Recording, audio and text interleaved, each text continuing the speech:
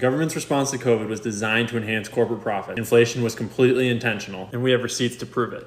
So you remember back in 2020 when the stock market did this because of the thing, and that was the excuse for printing trillions of dollars? Yeah, let's follow some of that money and see where it wound up.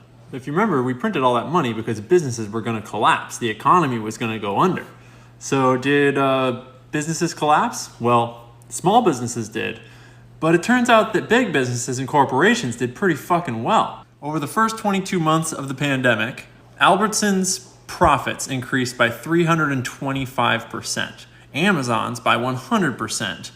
You'll notice that most of the big gainers were massive grocery stores, whose competition was conveniently forced to close. What's more, you'll notice that on average, their revenue went up by 22% across these brands, but their profits went up by 45%.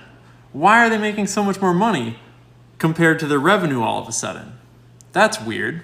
Their stock prices also went up by an average of 65%. Guess who held all those stocks? That's right, rich people, because poor people don't have enough money to buy stocks. The richest 5% of households captured more than 70% of the wealth gains of US shareholders.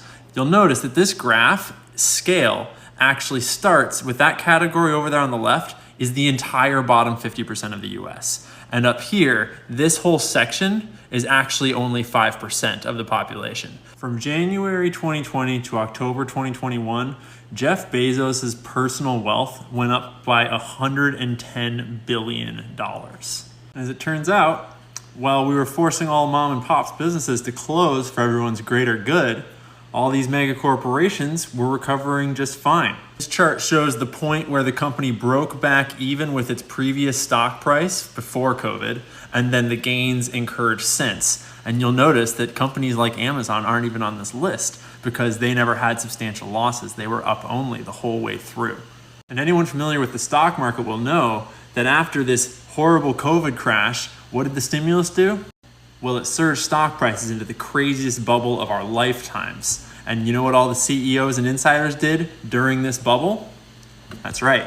They sold right here to make billions and billions of dollars right before we all had to pay the bill in consequences.